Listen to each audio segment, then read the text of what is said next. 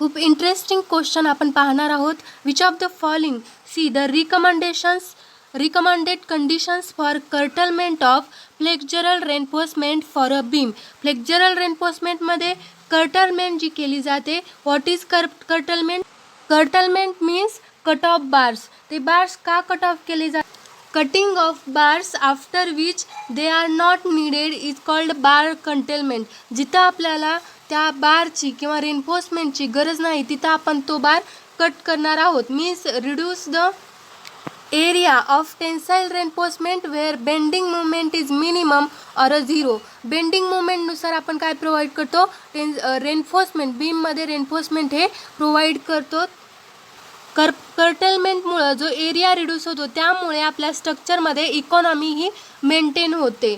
See the figure in which it is the continuous beam. It is the continuous beam and this is the column.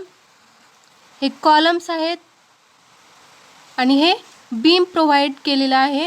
यामध्ये continuous बीममध्ये युडियल जर act झाला along the entire span, UDL जर act झाला तर positive bending movement. यामध्ये suppose this is beam and हे column.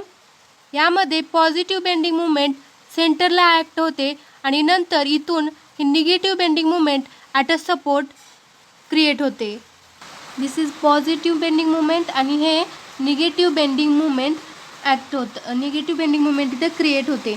So positive मुवमेंटसाठी जे टेन्शन प्रोड्यूस होणार आहे बॉटम फायबरला प्रोड्यूस होईल आणि निगेटिव्ह मुवमेंटसाठी जे टेन्शन प्रोड्यूस होणार आहे ते काय होणार आहे? टॉपला प्रोड्यूस होणार आहे. सो त्यांना रेजिस्ट करण्यासाठी जे टेन्साईल रेन्फोर्समेंट हे या सेक्शनमध्ये बॉटमला प्रोव्हाइड केले जातात अँड निगेटिव्ह सेक्शनमध्ये टॉपला हे प्रोव्हाइड केले जातात. अशा प्रकारे ही रेन्फोर्समेंटची अरेंजमेंट केली जाते. या सेक्शनमध्ये we don't need to provide the reinforcement in a tension. या सेक्शनमध्ये आणि या सेक्शनमध्ये त्यामुळे रेन्फोर्समेंट हे सेव्ह होते आणि इकॉनॉमी ही अचीव होते. कर्टलमेंटसाठी जे IS कोडने क्लॉज दिलेला आहे 26.2.3.1 त्यामध्ये सांगितलेलं आहे for curtailment reinforcement shall extend beyond the point at which no longer required to resist flexure for a distance equal to. याचं सिम्पल मिनिंग आहे सपोज दिस इज बीम आणि हे खाली बॉटम फायबरला टेन्शन रेन्फोर्समेंटची या पॉईंटपर्यंतच गरज आहे टू रेजिस्ट द फ्लेक्चर.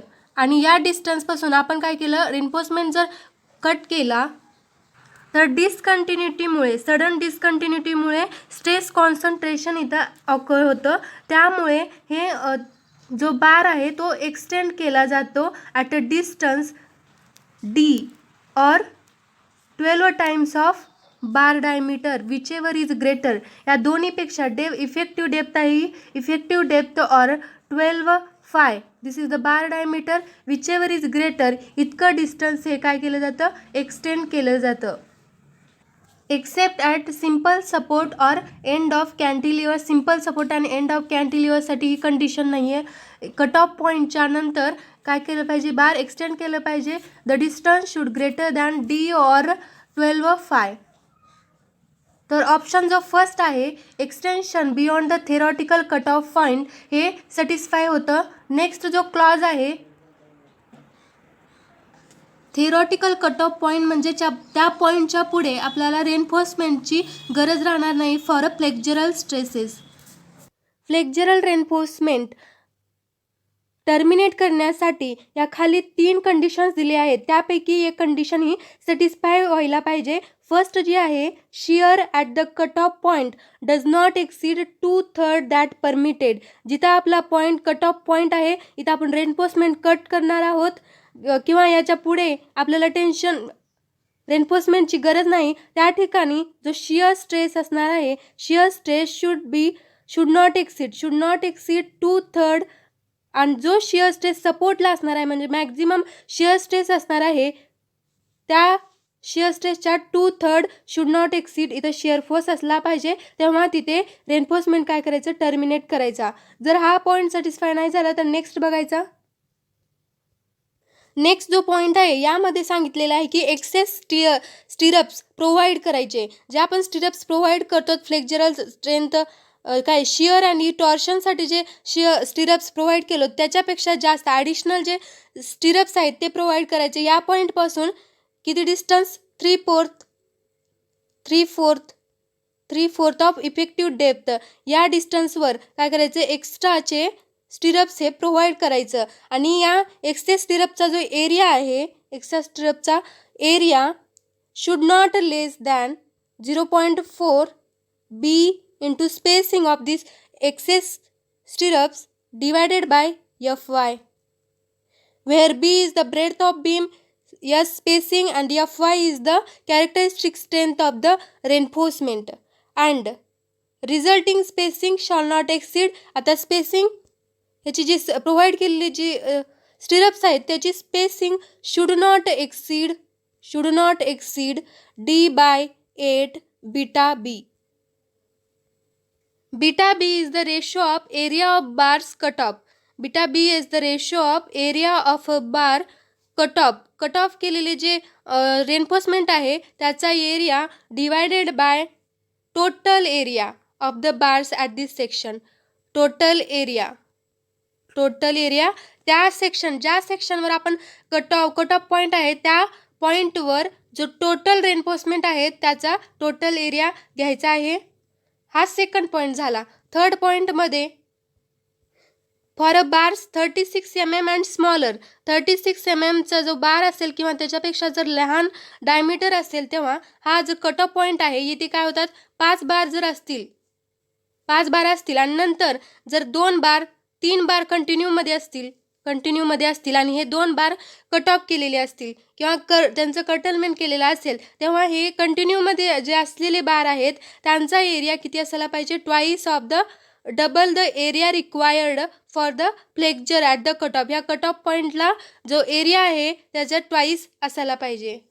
अशा प्रकारे हे शिअरसाठी जे रिक्वायरमेंट आहे ते दिलेलं आहे. म्हणजे ऑप्शन 2 मध्ये provision for maintaining the shear capacity maintain करण्यासाठी at the cut off region हे कंडिशन्स दिलेले आहेत. हे पण बरोबर असणार आहे. नेक्स्ट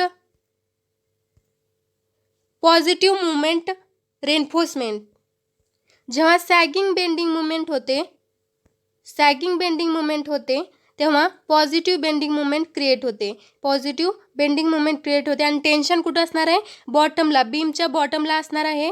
बॉटमला जर आपण टेन्शन रेन्फोर्समेंट प्रोव्हाइड केला इथं थेरॉटिकल कट ऑफ पॉईंट असेल तर at least 1/3 the positive movement reinforcement in simply members म्हणजे सिम्पली सपोर्टेड बीममध्ये अँड सिम्पली सपोर्टेड बीममध्ये काय करायचं? 1/3 ऑफ पॉझिटिव्ह बेंडिंग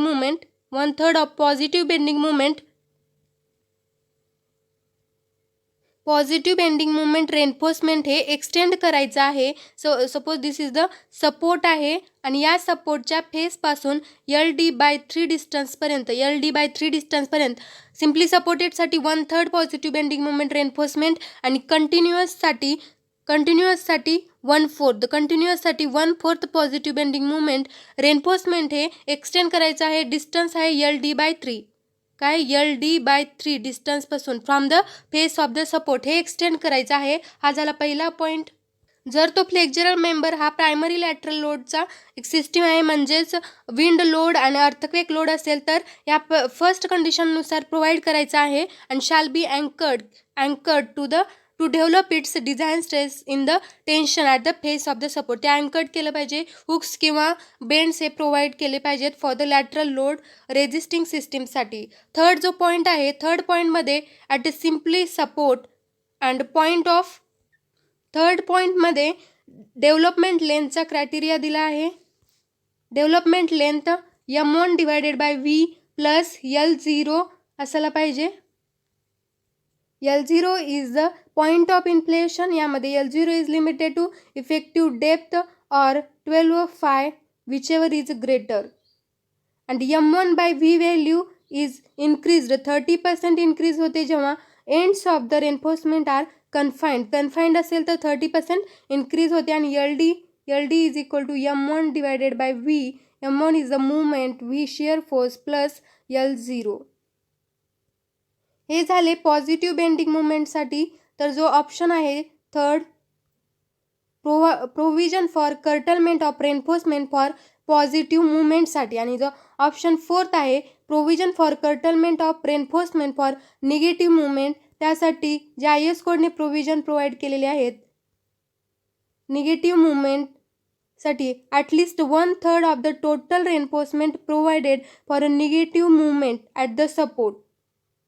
आपण टॉपला निगेटिव्ह रेन्फोर्समेंट प्रोव्हाइड करतो, निगेटिव्ह मुवमेंट रेन्फोर्समेंट. जर त्याचा कट ऑफ पॉईंट इथे असेल, म्हणजेच निगेटिव्ह बेंडिंग मुवमेंट इथे जर झिरो होत असेल तर काय करायचं, हे जे एक्सटेंड करायचं कोणत्या डिस्टन्सपर्यंत, D or 12/5 or 1/16 of clear span, 1/16 of clear span, whichever is greater. जे या तिन्हीपैकी जे ग्रेटर आहे त्यासाठी हे काय करायचं, एक्सटेंड करायचं आहे. हे झालं निगेटिव्ह मुवमेंटसाठी. तर ऑप्शन चारही काय होतात, सॅटिस्फाय होतात. सो फोर्थ ऑप्शन जो आहे A, B, C, D are correct.